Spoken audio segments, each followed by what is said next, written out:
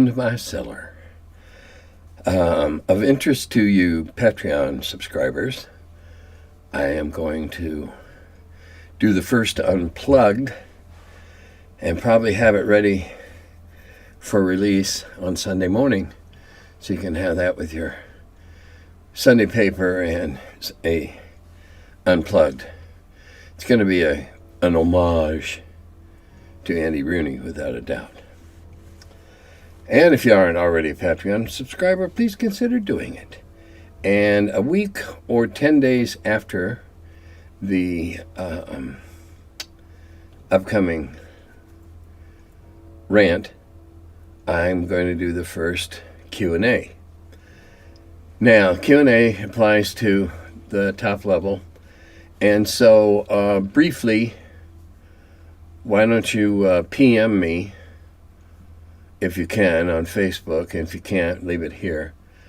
I'm thinking about doing it at like 9:30 Eastern Time. Now that makes it 6:30 on the West Coast. And it'll be for an hour.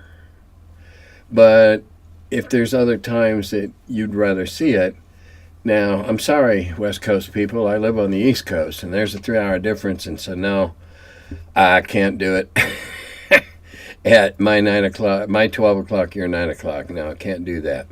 So I'm trying to find something that's fair, probably somewhere between 9 and 10 Eastern Daylight Time.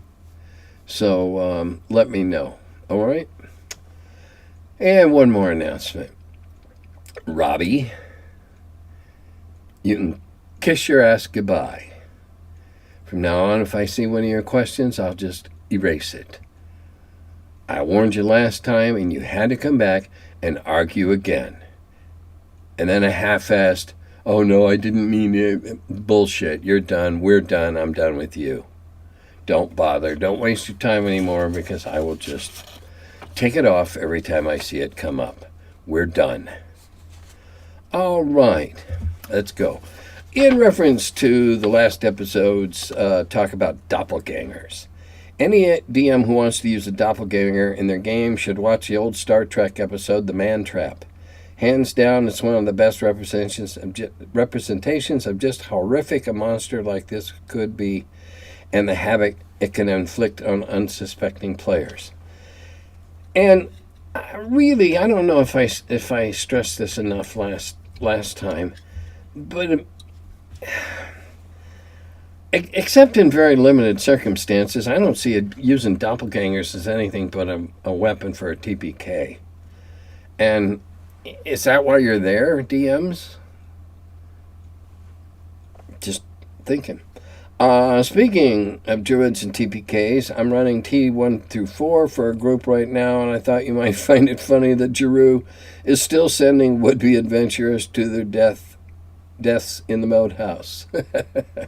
Yeah, I find that amusing. Here we go. Question.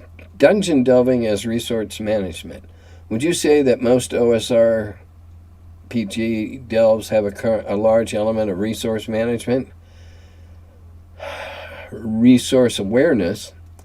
That is, party has 12 torches between them, using one at a time. After 6 torches, they need to decide between leaving or continuing on, taking the risk of being short on light for the return trip.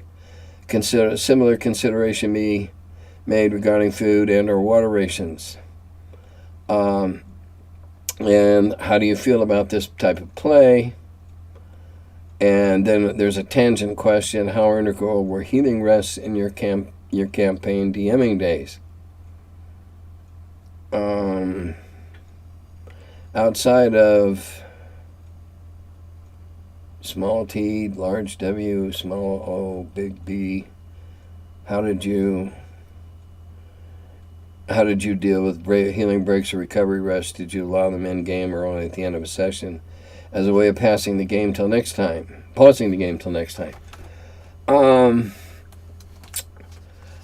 I can't speak for all DMs. Far from it. Don't want anybody to even think I might. Okay? I'm not. But having said that, Resource management takes there's many different forms of it. Counting the food, counting the arrows, counting the torches, encumbrance, because a resource is party strength, and you're going to tax it if you've got them hauling everything but the kitchen sink out of there. Encumbrance was monitored in my experience, was monitored very closely in the old games. It wasn't monitored closely enough in some, because they're literally hauling out bags of loot that would have had to been dragged.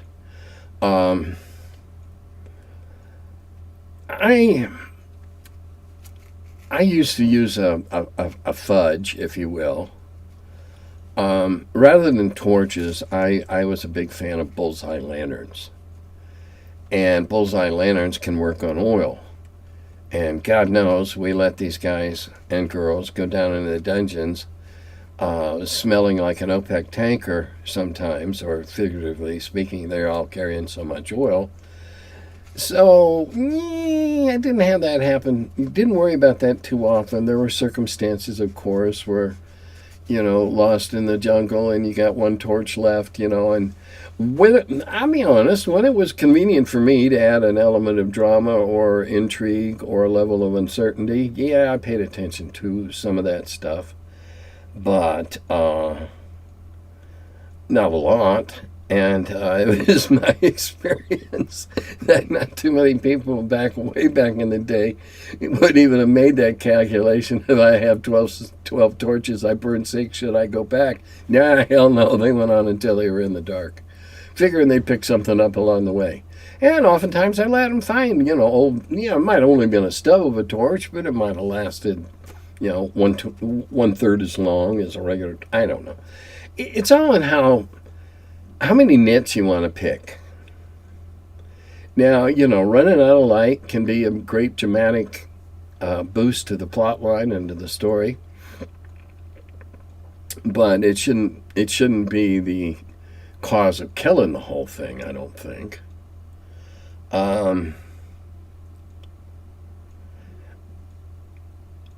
Nowadays, in the games I run at cons, I tell them, this is all immaterial. You're considered to have all the basic D&D, dungeoneering crap and water and iron rations and all that kind of stuff, because it's really immaterial in my setting. However, the oddball stuff that they choose to bring by writing on their sheet is always very enlightening as to how their minds think. I'm never going to forget the iron skillet thing. And then I look at that, and that looks like something out of Peculiar Children. How integral were healing rests? In my DMing days, I kind of glossed over that because, number one, everybody in Carbondale didn't have a stable of characters built up yet. Number two, we were doing play testing, so it was important to play as often as possible. So sometimes I glossed over that. When I used to run convention tournaments, or convention games out of a set module adventure type thing, I tended to conflate all that down into, or boil it all down into. If you got a full 8 hours uninterrupted rest, then if you were the magic user, that was enough to do your thing and to recharge. And anything less than that would correspondingly decrease that. If you were up half the night, well, you'd only be able to replace half your spells.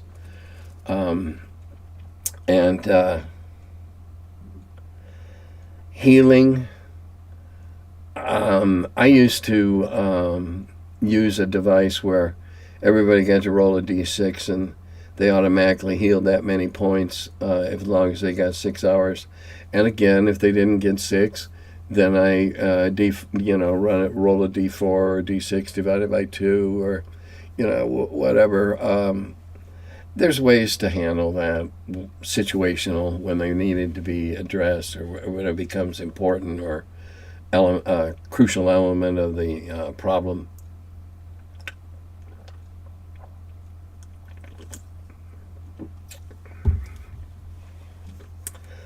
Pardon me. You can if your adventure session ends at a natural break. Okay, we did that. Now what are we going to go do next? Yeah, you can compress that time and have everybody healed up when it's time to go out again, because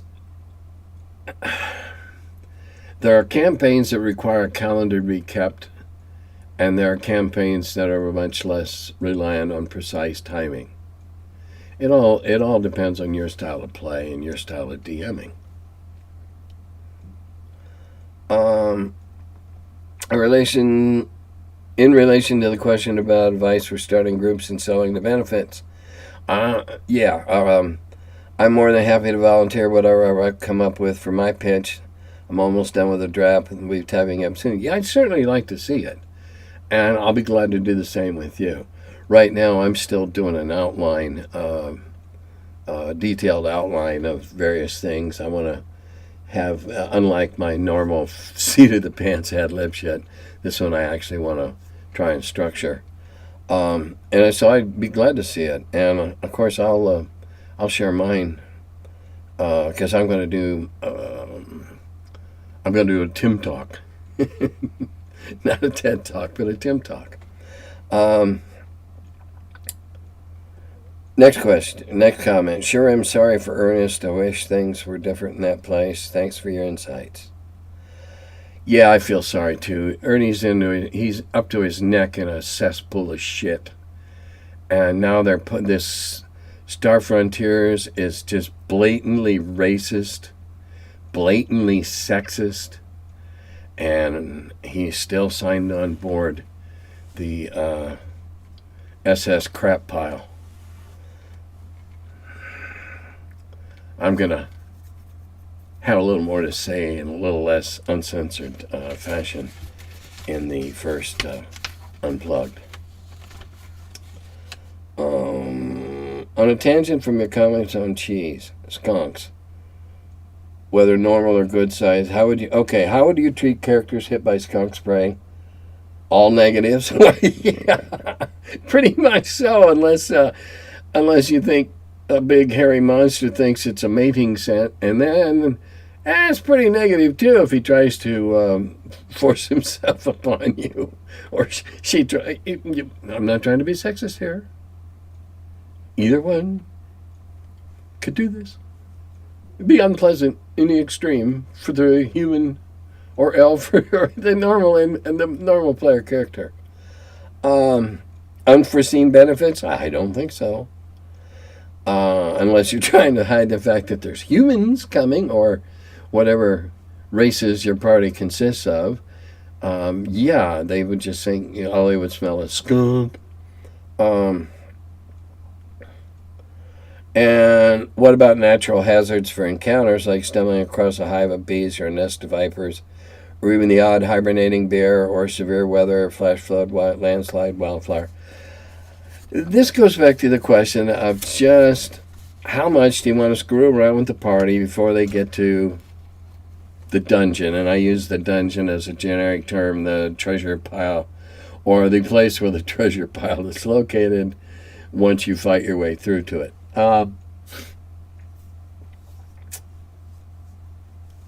In the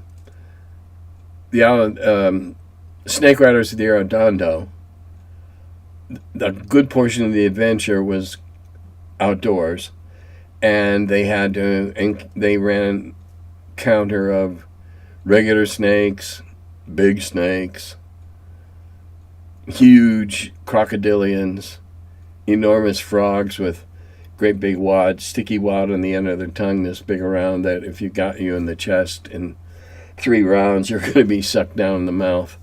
And there again, it can be fun if it's used in a wandering monster type sense. It could also be interesting if you have them stumble across a snake ball where they're all wrapped up in themselves, literally mating and what have you, and you disturb them, and then you have potentially thousands of snakes pissed off at you. But, being dumb creatures, etc. You can do it. I don't care to. Not anymore.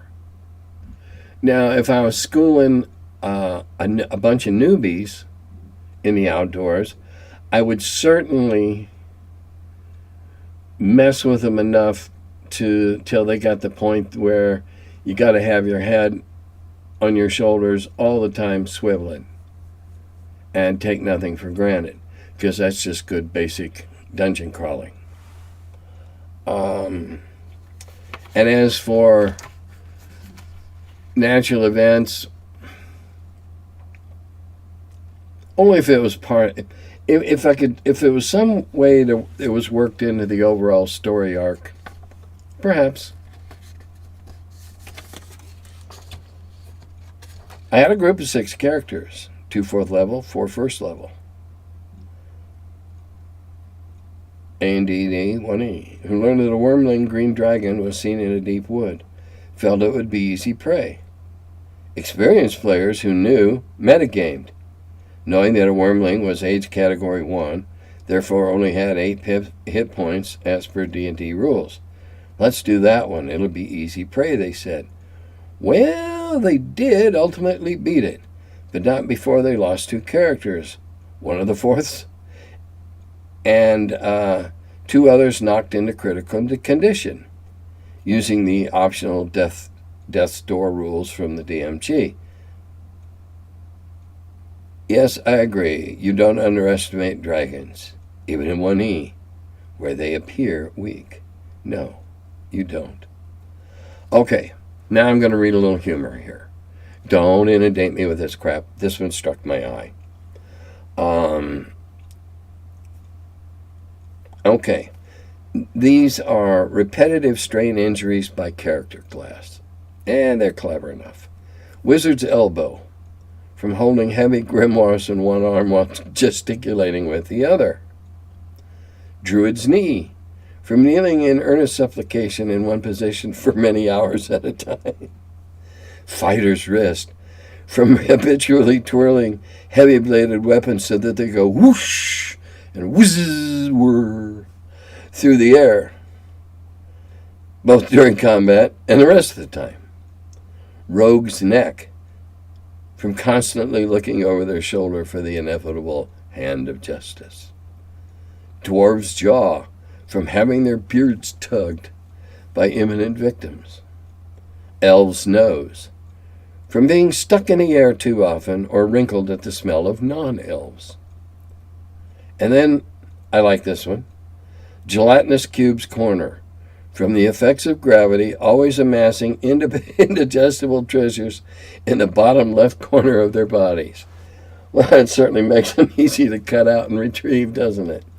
And then there's the Dungeon Master's eye strain, partly from reading high Gygaxian in tiny print, partly from doing little fiddly bits on their maps, but mostly from wincing at obnoxious players. Okay. I did the monster crap trick to disguise my scent once. My dwarf, Beardicus, rubbed the gnoll poo in his beard while playing Caverns of Thracia. In his beard? Holy cow! In his beard? Man, that's way too hardcore. Wasn't that long ago I still had a beard. And I would, might rub it on my pants, might rub it on my back, but not in my beard. That's devotion. You should have given him extra experience points and then taken them all away for stupidity. But hey, that's just me. But ain't no way I'm rubbing anything in my beard. Okay, on a tangent from your comment. Oh, we already did that one. All right, I've double printed that one. Oh, shame. On the topic of D&D in schools, Frank Menser recently posted 3 ED series of modules on eBay.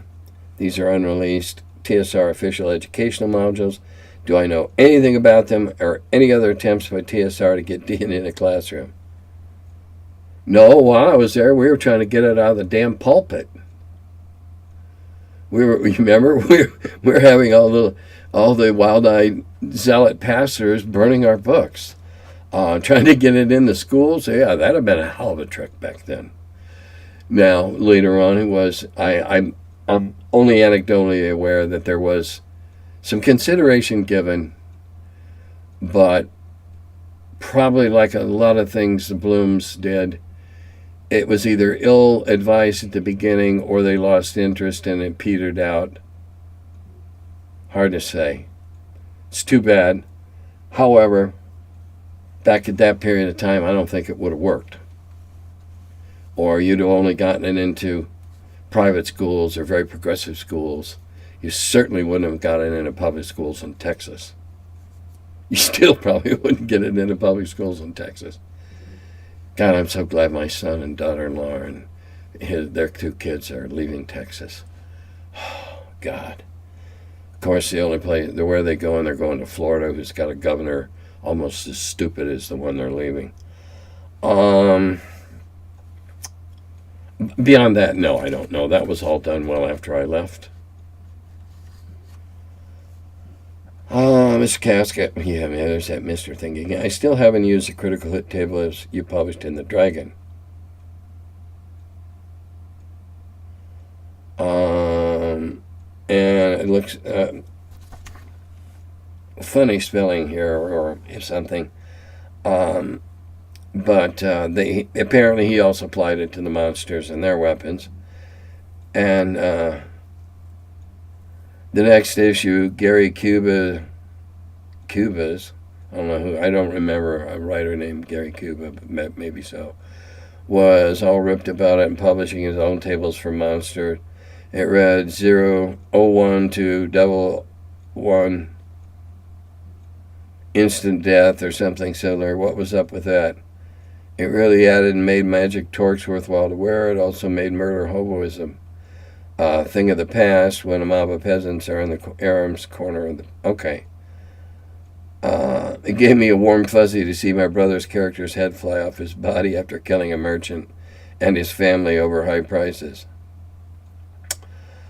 Well, glad. I'm glad that you're still using something from that long ago. Anything that stands up the test of time that long means that, in your opinion, it was good.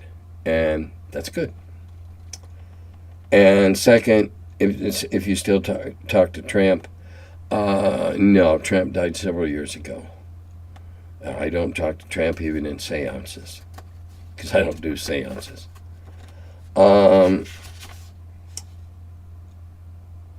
Okay, on a request for a video seminar on setting up game clubs for kids, do you think conventions are doing enough in this area? I'm not saying it is their responsibility, I have no experience of cons, but I'm wondering if outreach is a part of the industry in any organized way in the U.S. Seems like a gap in the market. There are a number of games targeted at children as players. Maybe there should be some space for a package of ideas and information showing how to set up clubs for younger people, how setting up for younger people is usually done, and some sage advice on which things to watch out for, specific to dealing with younger people generally and as players. Do I know of any organized efforts toward that area? No, I don't offhand. There have been occasions in the past where individuals have taken them upon themselves to offer introductory games. However, when you get right down to it, people that go to game cons and spend money to go to game cons are, generally speaking, already gamers. Now, there might be the occasional son or daughter drug along, but if they don't want to be there, they're not going to be the ideal person to have sitting down at the far end of your table, being all sullen and full of teenage angst. The best way, I think, for the industry to go forward in an indoctrination program such as this is setting up groups in school and aiming them at problems they want to solve. And when other students in the school who are not in classes or identified as special needs, whether it's discipline or what, teaching methods or whatever,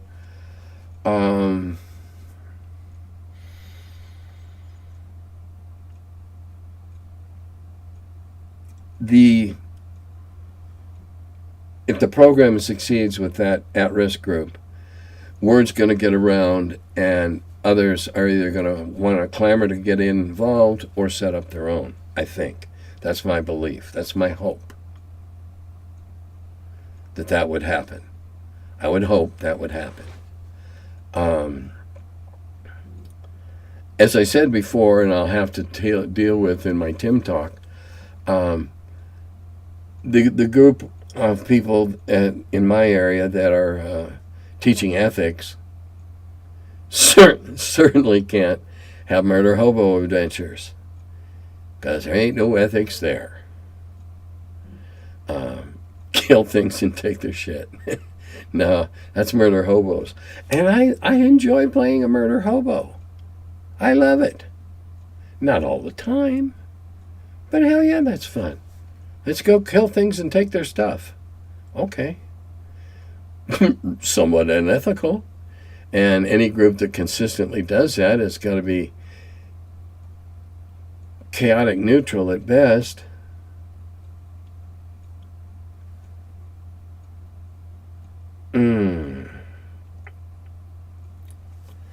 Yeah, I guess I'm going to have to do that Tim Talk thing, because I think there are a lot of things to be gained, and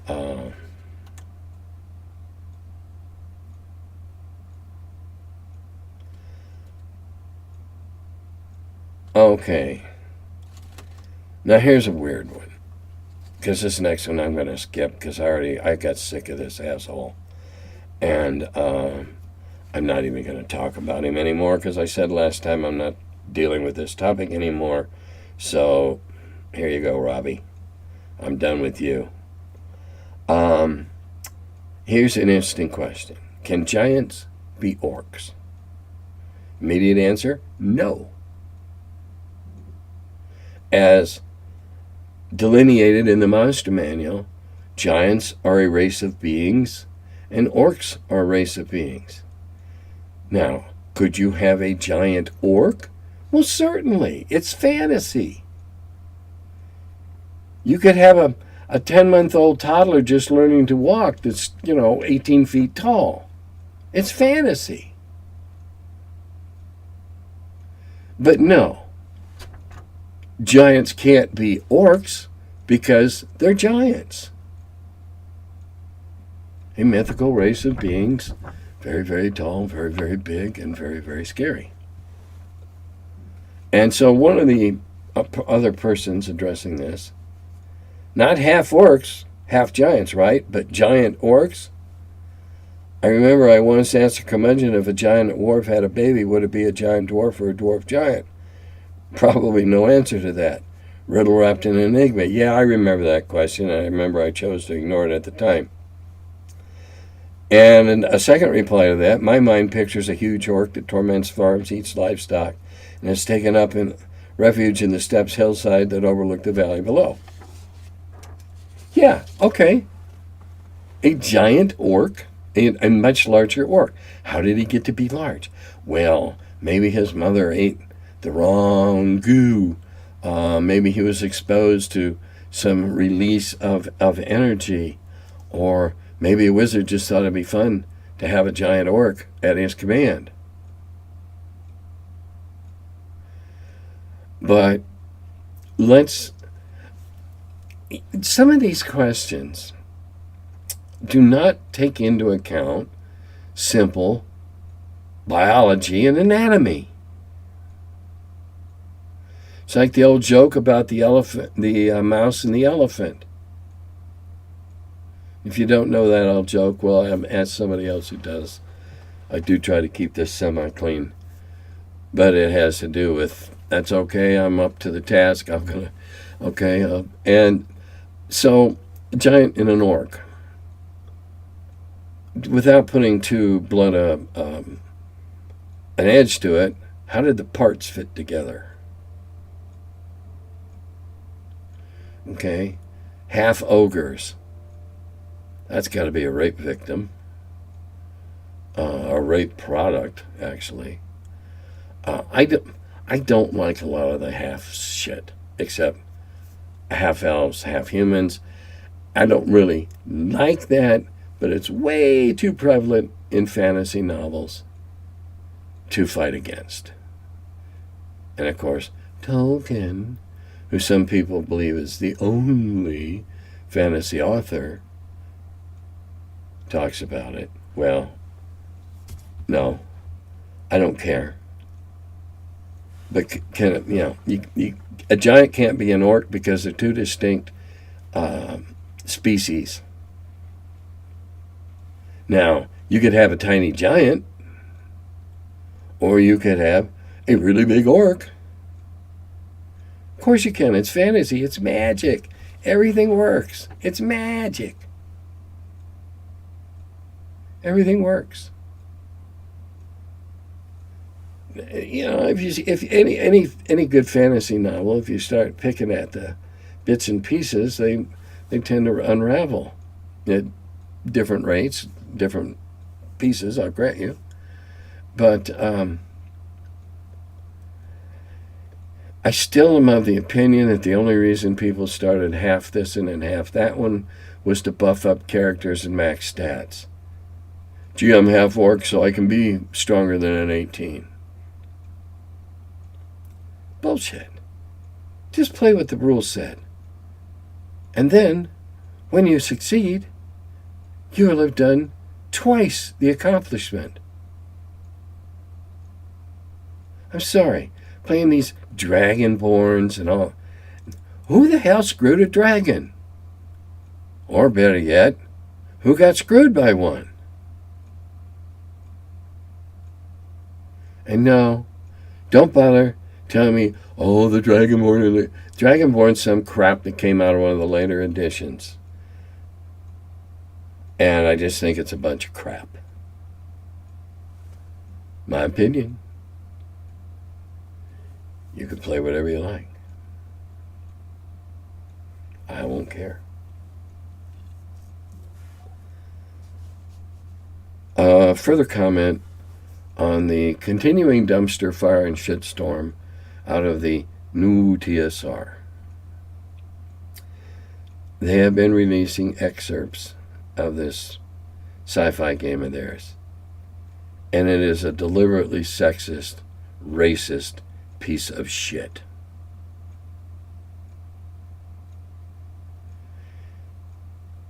It bothers me when I see anyone using the Dungeon Hobby Shop as a venue. I was very aggrieved to see Mike Carr splashing about a game of fighting the skies they had in the Dungeon Hobby Shop. Well, in my opinion, that just gives that slimy bastard in Lanasa more publicity than he deserves, and sort of tries to legitimize the crap he's doing up there. I'll have a lot more to say about this in the Unplugged that I'm going to release this weekend. But for now, we'll just leave it there. And I don't have anything else to say. Keep watching. If you don't subscribe, please do.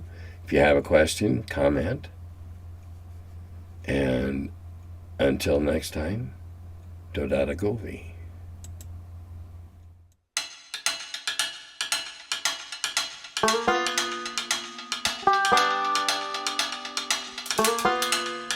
Hello, and welcome to my cellar.